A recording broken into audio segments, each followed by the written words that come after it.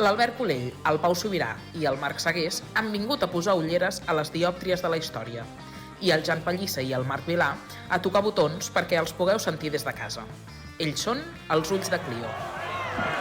No patiu! Què és aquesta cridòria? No patiu, és només un os!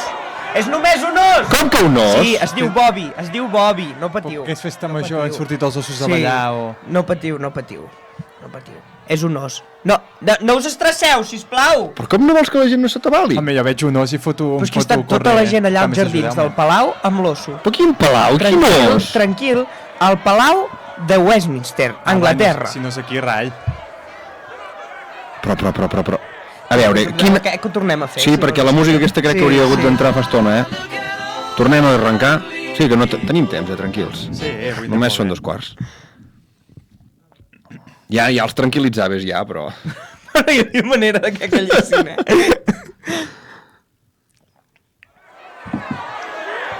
No patiu. No, és un os. Només és un os. Com que un os? No, sí, es diu Bobby. Com que un os? És un os polar. Però amb qui xarres? Quin os? Fugiré que més ajudeu més, hi ha un os aquí. Tota aquesta gent que és aquí fora tan esbarada, no patiu que és un os. A mi no em fan gràcia els ossos. A mi tampoc. Però que no hi ha gent aquí fora. A veure, és 1252 i som al Palau de Westminster, Anglaterra.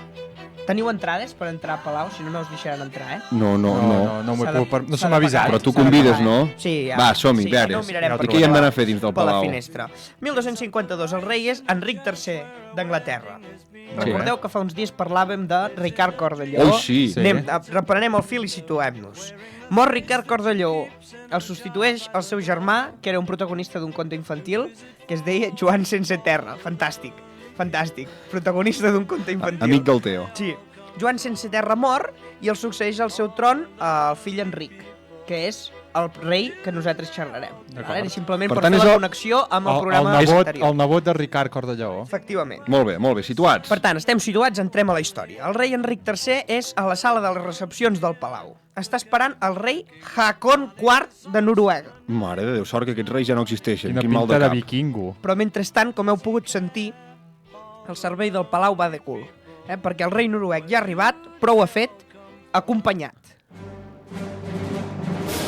Estàs venint a dir que aquest senyor se'n va visitar el rei d'Anglaterra i porta un os que pot acabar amb tot Londres? I que té una espasa làser. Això ja no ho he dit, jo. I ha arribat amb una nau espacial. Ha entrat el rei Haakon a la sala amb un regal per Enric III. I aquest regal és una mascota. I aquesta mascota és un os polar. Un aplaudiment per l'os polar. A veure...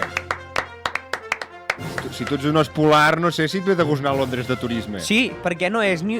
Tu imagina't que et venen a regalar una mascota i no et regalen ni un hàmster, ni una tortuga, ni un periquito, ni res. Un punyetero os polar. On el poses, l'os polar? A la nevera? Doncs mira, si no ets rei, potser sí. No n'hi havia de neveres en aquella època. Però si ets rei... ell va dir, no, accepto el regal i el guardaré aquí amb una mica de casa que tinc allà a Pagès, que és la Torre de Londres. I va decidir tancar l'osso en aquesta torre, però perquè no estigués sol, l'os, diguéssim que no li va tancar sol allà dintre, sinó que hi tenia com una espècie de zoo ple d'animals exòtics dins de la torre. Animals exòtics com ara lleons, elefants, ocells exòtics o ben micos. Això més que Londres sembla un conte del llibre de la selva. Tenint en compte que estem parlant de la família de Joan sense terra... Per no tenir terra, molts animals havien posat. Molts animals, i la majoria d'aquests animals eren regals que altres monarquies havien fet a la monarquia anglesa i ells els mantenien bàsicament per demostrar el poder que eren capaços de tenir. Era el traster d'animals. Efectivament. Quarto de mals endreços, obres una porta, sents... Tanca-se! Una trompa que surt... S'escape! És el zoo d'en Pitus. Però el nostre os, que abans hem batejat com a Bobby per tranquil·litzar la gent esbarada que hi havia fora del palau, tenia un tractament especial que la resta d'animals que tenien guardats en aquest zoo torre. Sir Bobby podia nedar i pescar lliurement pel riu Tàmesis. És allò... És a dir... Aquell pobre pescador ja amb la seva barca de rems. Sí. I de cop el Bobby. Este pez es mío. Toc, toc. Perquè parlàvem anglès, en castellà. Do you have a fish? Do you have a fish? I a més tenia un cuidador que era només per ell. És a dir, dins de tots els cuidadors que hi havia en aquesta torre n'hi havia un que només es cuidava de l'os Bobby. Com el guardaespatlles del Messi, que el va seguint per tot el camp de futbol mentre juga, doncs aquest... Igual. Anava seguint l'os, nedant darrere de l'os per riu Tàmesi. Darrere el Tàmesis. Tenia, es veu, una corretja molt llarga que era només per aquest os, que li van fer com a regal a l'os perquè pogués anar a nedar i a pescar tranquil·lament pel riu. Anava amb corretja. Clar, Però havia de ser molt llarga, imagina't. Corretja llarga. A la monarquia anglesa No li va tothom té quedar... corretja llarga. A la monarquia anglesa li va quedar un molt bon record d'aquest os. I, de fet, encara avui en dia, si aneu a la Torre de Londres, podreu veure al costat de la torre una estàtua d'un os polar, que és el nostre amic Bobby. Oh. Què us sembla? Us agradaria tenir un os de mascota? O millor una tortuga que es digui closqueta? Jo amb periquitos i hàmsters em conformo. Jo tinc un os de mascota, però és un os de peluix, que és l'os de peluix del Mr. Bean. El Teddy. I el tinc allà al llit i dormo amb ell cada nit. Que bonic. I no eres tu que tenies també un peluix? Bueno, o les restes d'un peluix? Sí, però això ja ho vam explicar un dia, Ara, l'esquelet. Recupereu l'episodi final. Mare de Déu. Escolteu, ossos, Pau, Albert, Clio...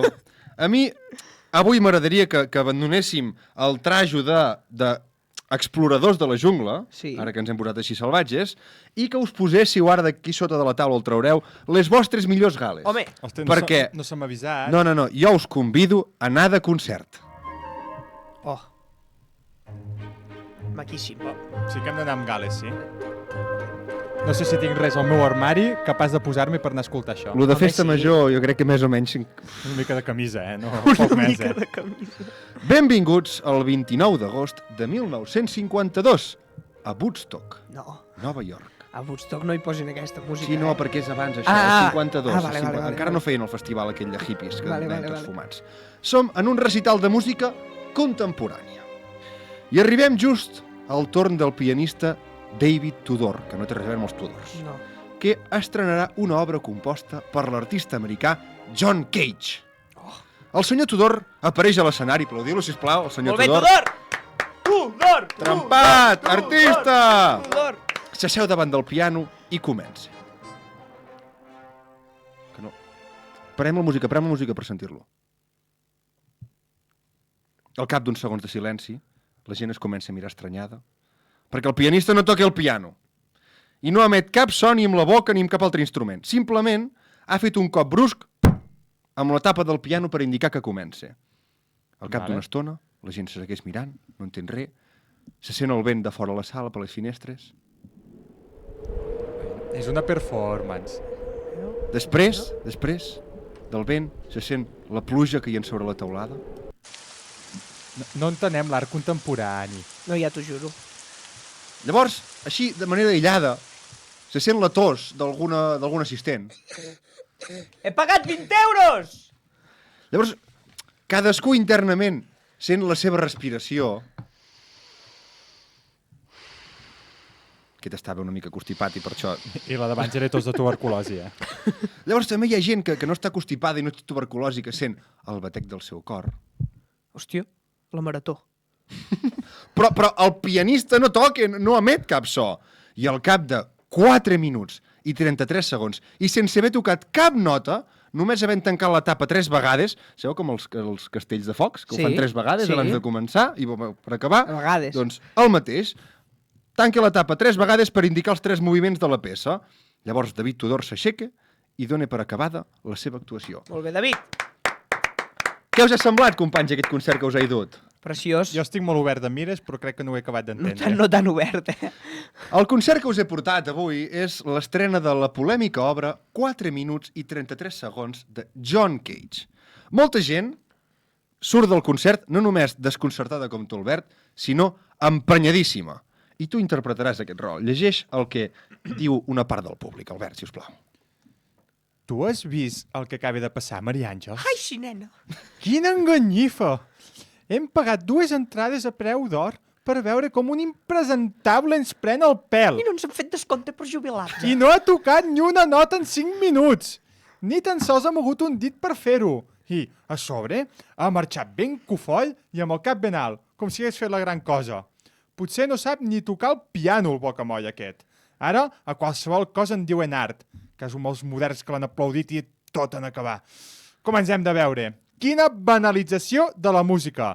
Si aixequés el cap Vivaldi... Home, són uns venuts al sopa. Venuts! Però d'altres, els intel·lectuals de ment més oberta, que això no ho faràs tu, Albert, han captat perfectament el missatge que ha volgut transmetre John Cage.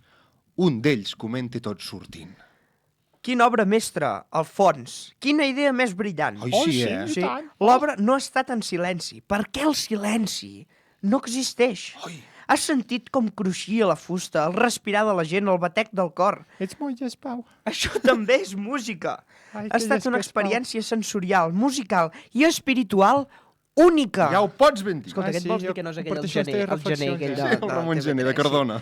Mai més podrem sentir la peça que hem viscut avui. És irrepetible. Ai, no, el dia d'avui m'ha canviat per sempre més. Aquests antiquats no n'enterre.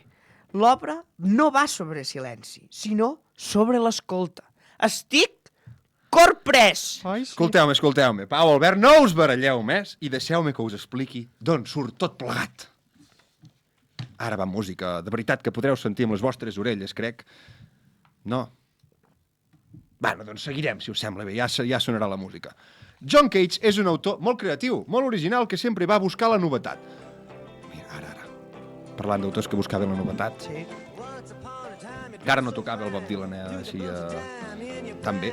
Li interessava molt la filosofia oriental al John Cage, i en concret el valor que donava a dues coses. Un és el silenci, entès com a soroll, així com entenem el blanc, com un color. Per tant, el silenci és un so més que hi ha a l'armari de sons. I també li interessava molt l'aquí i l'ara, valorar allò que passa en cada moment, especialment, en el seu cas, els sons diaris.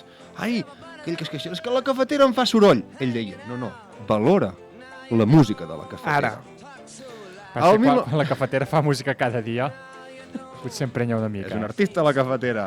Al 1951, John Cage va viure una experiència que el va transformar. Va anar a la Universitat de Harvard per entrar a la càmera anecoica que tenien allà. Què diríeu que és una càmera anecoica, estimats companys? Hòstia, una càmera, com no sigui una sala insonoritzada. Sí. Mira. Ben bé era això. Jo diria això també. Sí, És una habitació condicionada perquè físicament no Alumnes puguis sentir avantatjats. res més que el silenci.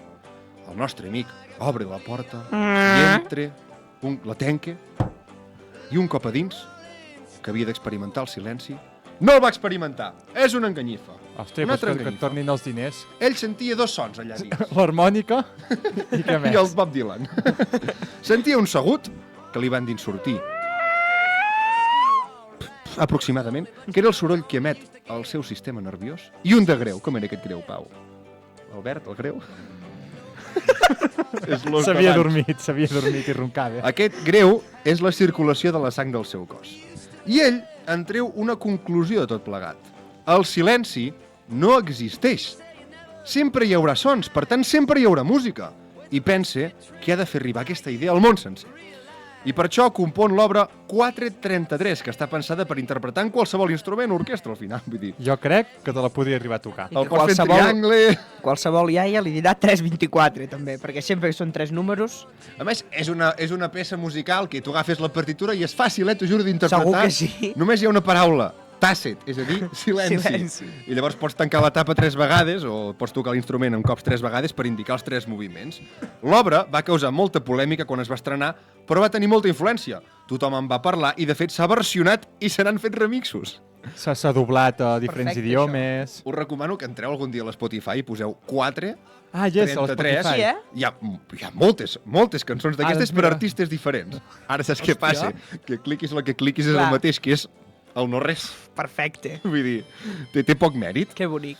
Llavors jo, per acabar aquesta secció, que va sobre el silenci, entès com a so i com a música, m'agradaria demanar-vos, què us sembla si l'últim episodi que ens quede abans de l'episodi final de la temporada el féssim 20 minuts sense parlar cap dels 3? No seríem pas capaços de fer-ho, eh? I si ningú de l'audiència es suïcida després, serà un gran èxit.